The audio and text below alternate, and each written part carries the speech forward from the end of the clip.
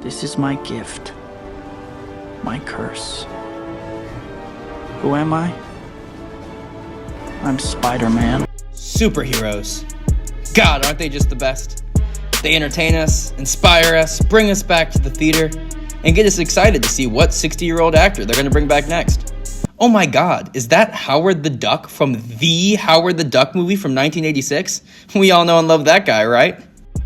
No, in all seriousness, superheroes are great and have been very influential in my life. They're also incredibly American. I mean, why are you here? There must be a reason for you to be here. Yes, I'm here to fight for truth and justice in the American way. This is to be expected in some way, as the two biggest companies for comic books, Marvel and DC, were founded by Americans, Malcolm Wheeler Nicholson for DC and Martin Goodman for Marvel. It's interesting then, to track the development of superheroes throughout the years, because the changes in comics often mirror changes in America itself. You can look at the dawn of comic books in the 30s and 40s, and you'll see issues like Captain America punching Hitler in the face and defending democracy during World War II. Then, flash forward to the 60s and 70s during the Civil Rights Movement, and you'll see moments like this, when an African-American man approaches Green Lantern and Green Arrow, asking them to do more for the black community. Comics and superheroes have been around America for so long that you can see elements of American history through them. This video will cover two specific concepts that relate to American history, and more specifically, the American dream. These concepts are the ideas of shared responsibility versus the ideas of rugged individualism. The definition of the American dream has often been rewritten, but these clashing concepts have always existed. And they are especially present in the characters and stories that we see within our superhero worlds, for good or for bad. And as with all of American history, there's a little bit of both here. I believe there's a hero in all of us that keeps us honest. I could explain shared responsibility in depth to you, but I think the Wonder Pets can actually do it better. What's gonna work? Teamwork! And they're absolutely right, according to how America views it. It's this idea that we're supposed to use the tools and talents we have not just to help ourselves, but to help our country and the world. I often think of that famous JFK line. And so, my fellow Americans, ask not what your country can do for you, ask what you can do for your country. And you see this across America with things like the Salvation Army, pay it forward chains at fast food restaurants, and of course, the massive push lately around election seasons, urging American citizens to vote. The idea of shared responsibility is that we all have to do our part to make the world a better place. And superhero stories are riddled with responsibility. I mean, what did Uncle Ben tell us again? He believed that if you could do good things for other people, you had a moral obligation to do those things. That's what's at stake here.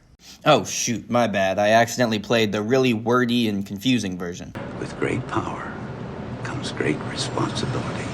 There we go. Superheroes are all about shared responsibility. This led to the foundation of teams like the Avengers, the Justice League, the X-Men, the Fantastic Four, and so many others that I could list, but I'll spare you the time. These superheroes use their skills together in order to defend the world and make it a better place. And while this is often done on a large scale with superheroes fighting supervillains, there are also moments where superheroes are simply there to assist with everyday ordinary problems. You see this in moments like in Spider-Man Homecoming, where Peter has no Avengers-level threat to face, so he just goes around helping the people in New York. Or in the Injustice comics, when Superman drops everything to help out a kid who crashed his bike and gives him a ride home. Oh, Superman's so sweet.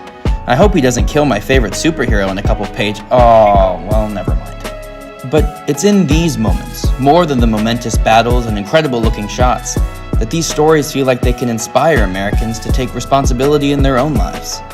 And at their core, that's what superheroes are meant to do. They're meant to inspire. Take this clip, for instance, from Spider-Man Into the Spider-Verse. Anyone can wear the mask. You could wear the mask. If you didn't know that before, I hope you do now. Miles Morales' statement reads almost as a call to action. Like anyone can be a hero if they get out there and try. There's plenty of these you could wear the mask moments throughout superhero media. Staying with Spider-Man, you could point to all the times New York has stood up for their hero when he's at his lowest.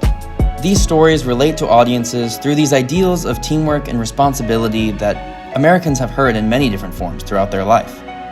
And with stories based in either American cities or American-looking cities, I'm looking at you, Gotham, that is really just Chicago, it can inspire Americans to feel like making a difference is possible. And all the whores and politicians will look up and shout, "Save us." And I'll whisper, "No." Okay, so now that we've got the silly teamwork stuff out of the way, it's time for the manly, rugged individualism.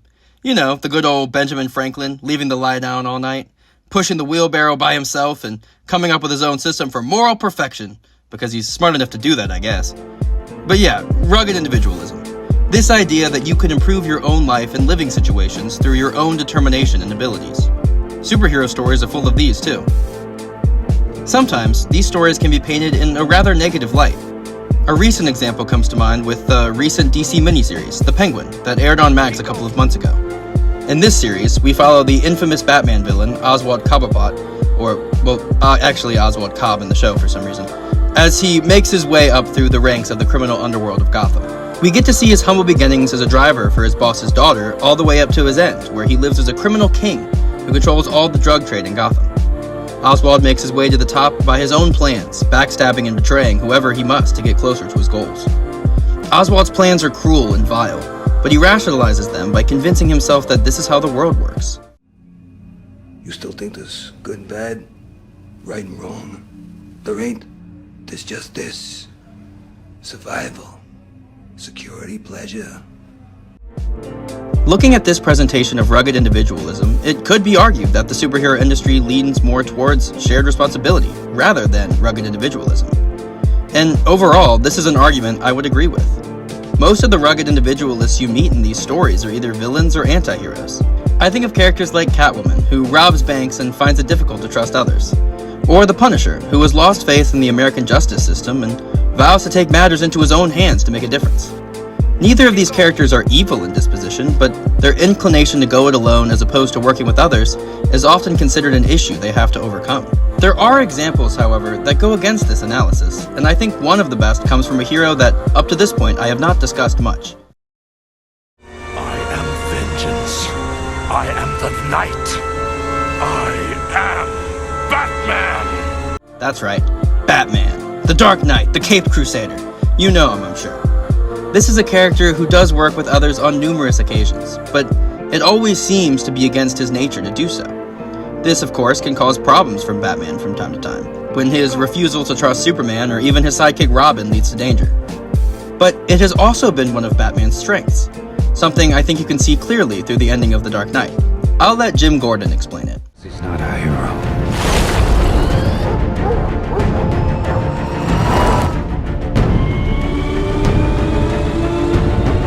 He's a silent guardian, a watchful protector, a dark knight. Jim, what the hell did any of that mean? Okay, essentially, at the end of The Dark Knight, Batman takes the fall for the crimes of Harvey Dent, a public figure that inspired the city to do better. The nature of Batman's persona, being alone and mysterious to everyone else, allows him to do this. If Batman were a team player, he would have dragged everyone else he worked with down with him. But since he's alone, he can take the blame so the world can thrive. Now, up to this point of the video, I've talked about how these stories use American ideals to refer to strengths in their characters, inspire others to take action, and paint this picture of the American dream. There are many who see superheroes as these long-standing beacons of innocence, and evidence of the common good Americans feel in their hearts. But there are also those who point out the unrealistic and hypocritical nature of some of these stories. One of these people is Nicole Devering, who talks about the first Captain America comics and her article about the language used in superhero stories. And she points to a Bradford Wright quote that said that Captain America's comics were meant to present an image of American society that was far more united and integrated than American society really was. In other words, to promote America and support for the war effort, Captain America's comics painted a false representation of America. This is not just limited to good old Steve Rogers. Writer Vicky Karaminas points out the representation of Superman and Wonder Woman in DC as emulating the perfect immigrants. Superman and Wonder Woman both come to America from distant lands, but they seem almost immediately to adopt the American culture and sport their classic red, white, and blue. The representation of these characters is reminiscent of the American idea of the melting pot, an idea writers like J. Hector St. John de Crèvecoeur supported, but has since been critiqued time and time again by people like Randolph Bourne. The idea of the melting pot is that immigrants conform to the American way rather than keep their own culture, skills, and ideas that make them unique. The popularity these characters have garnered poses a potential threat to the definition of who America is and what they strive for. It's worth noting, however, that superhero media is not completely unaware of this. You see stories of superhero media questioning itself in content like the Amazon Prime Video original The Boys. This show works as an antithesis to a typical superhero world, as the heroes are more capitalist propaganda than actual heroes. And they use their celebrity status to get away with horrific acts that get brushed under the rug. This show allows for an alternative view of America, though I believe the actual America is somewhere in between these two. Well, there you have it. I hope I have created a sense of value in superhero media beyond just the visual awe. Superhero stories have been with us now for almost 100 years, and as you can see in the film industry, they will not be going away anytime soon. There's plenty of additional interesting things to look at in terms of superheroes and the American dream.